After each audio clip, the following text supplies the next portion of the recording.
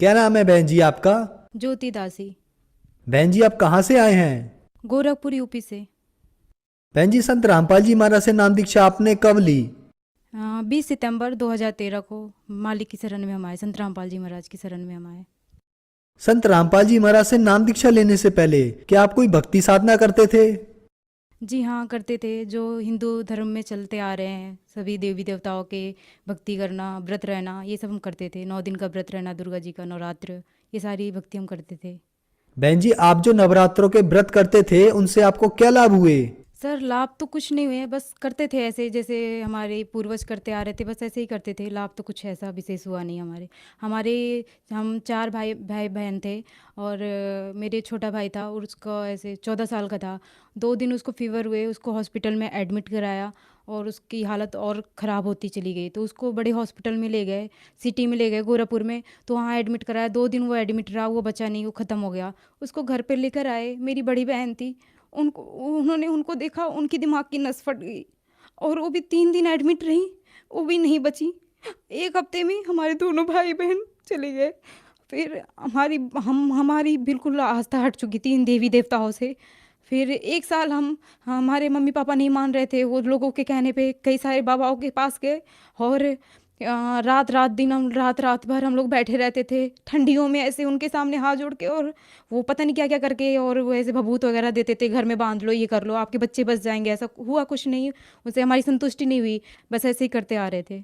बहन जी आपने बताया कि आप दुर्गा माता की पूजा करते थे और उससे आपको कोई लाभ नहीं हुआ, बल्कि आपकी नज़रों के सामने आपके भाई और बहन की मौत हो गई। तो फिर संत रामपाल जी महाराज की जानकारी आपको कैसे मिली? भैया हमारे घर के पास हमारे गांव में एक भगत जी थे जो पहले से संत रामपाल जी महाराज के शरण में थे।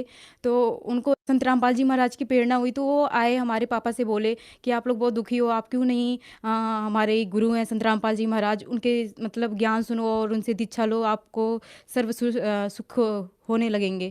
तो हमारे पापा जी माने नहीं पहले, फिर सारे लोग मतलब कई सारे भगत आसपास के सब समझाए कि चलो भगत जी आप चलो। फिर मेरे पापा आए, हम लोग नहीं आए। फिर हमारे पापा आए, उन्होंने नाम दीक्षा लेकर वो गए। फिर वो बोले कि चलो तुम लोग भी चलो, हम बोले हम नहीं जाएंगे, 1 साल से तो हम लोग इतने बाबाओं के पास जा चुके हैं, अब हम नहीं जाएंगे। हम लोग रात दिन मतलब यही मना के सोते थे कि सुबह ना हो। हमारी इतनी इतनी दुर्गति हो गई थी हमारी उस घर में कि हम लोगों की नींद नहीं आती थी उस घर में, और यही सोचते थे कि हमारी सुबह ना हो, ऐसा हो गया था। और आसपास के लोग भी हम लोगों से नफरत करने लगे थे कि इनके घर में पता नहीं क्यों ऐसी मतलब ऐसा कुछ हो गया, और पता नहीं क्या इनके घर में होता है। फिर हमारे पापा ने बोला कि संत रामपाल जी महाराज की आश्रम में चलो। और देखो मैं भी तो वहाँ से ही नाम लेकर आया हूँ, मैं भी तो जीने लगा, मैं कितनी बाबाओं के पास जा रहा था, कुछ हुआ वहाँ से, तुम भी चलो संत रामपाल जी महाराज की आश्रम में। तो फिर पापा के काफ़ी कहने से फिर हम ऐसे ही आए, ये सोच के चलो घूमने चलते हैं, नाम लेने की इच्छा से नहीं आए थे हम। फिर संत रामपाल जी महाराज की आश्रम में आए। वहाँ आते ही ऐसा मतलब ऐसा फील हुआ कि हाँ यहाँ कुछ हो सकता है, यहाँ कुछ है, यहाँ जीने का रास्ता हमको मिल सकता है। फिर 1 2 दिन हम लोग एक दिन ऐसे ही बिता दिए, नाम नहीं लिए, मतलब ऐसे ही हो रहा था कि पहले देखते हैं क्या है आश्रम में। फिर 1 2 दिन ऐसे लोगों से मिले, फिर भक्तों से बातें हुई, वहाँ के जो नाम संत रामपाल जी महाराज जी से जो जिन्होंने नाम लिया तो उनसे बातें हुई।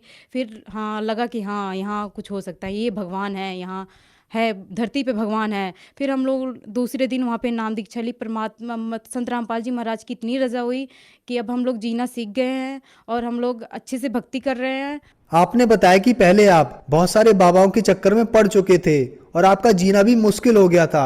आप ये भी चाहते थे कि आपकी सुबह ना हो और आपकी मौत हो जाए।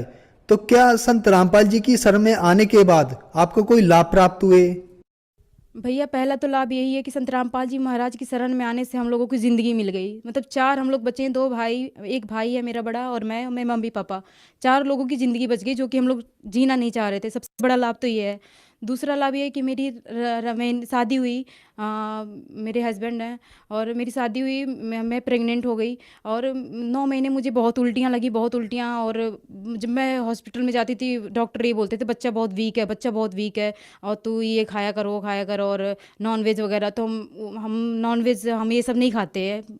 फिर जब मेरा डेट आ गया, मैं 9 महीने मतलब मेरा डेट था, मैं उस दिन भी चेकअप कराने के ऊपर बच्चा बहुत वीक है और पता नहीं क्या होगा। तो मैं संत रामपाल जी महाराज की प्रार्थना लगाई, मैं भगवान आप दया करो मतलब बच्चा बहुत वीक है। संत रामपाल जी महाराज बोले तुम भक्ति करो, भगवान दया करेंगे।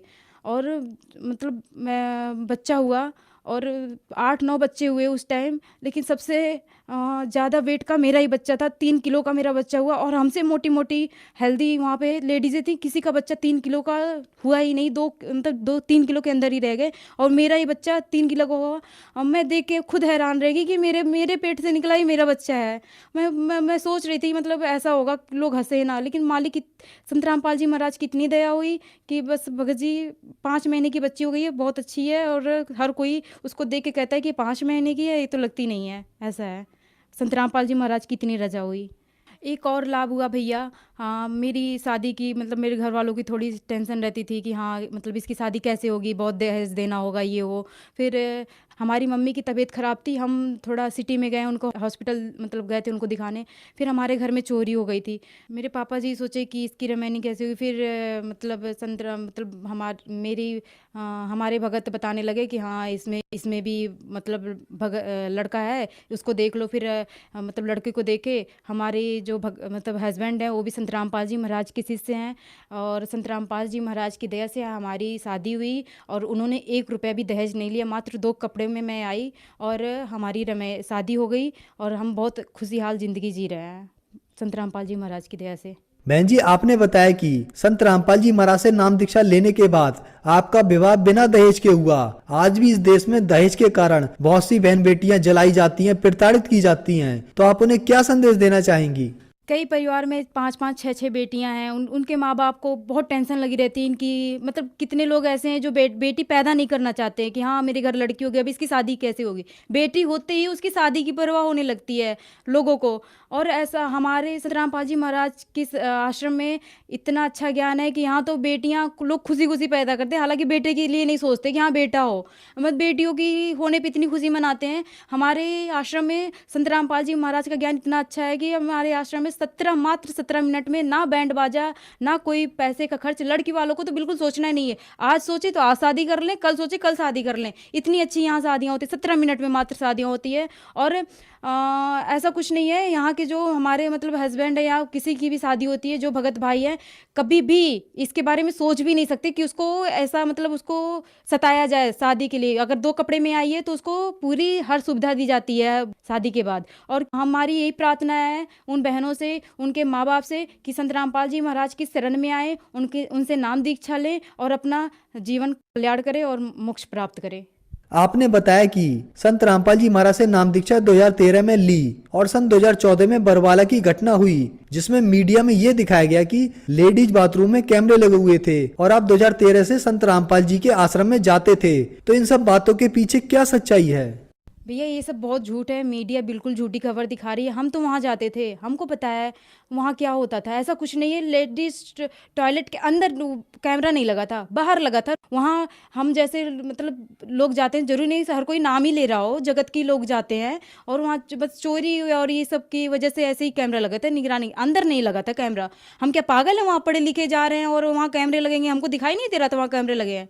हम लोग बेवकूफ़ है, बाथरूम के अंदर कैमरे लगे रहेंगे? वहाँ ऐसा कुछ नहीं है वहाँ पे कि हाँ कैमरे लगे थे। बहन जी, जो श्रद्धालु आज आपको देख रहे हैं, आप उन्हें क्या संदेश देना चाहेंगी? हम संदेश नहीं, हाथ जोड़ के प्रार्थना करना चाहते हैं। जैसा हमारे साथ हुआ ऐसे बहुत लोगों के साथ हो रहा है, लेकिन वो जो भक्ति कर रहे हैं उसी में मतलब जैसे पूर्वज करते आए बस इसी तरह वो अपना जीवन बिता रहे हैं। लेकिन ऐसा कुछ नहीं है और हमारे पूर्वज पढ़े लिखे नहीं थे, हम तो पढ़े लिखे हैं।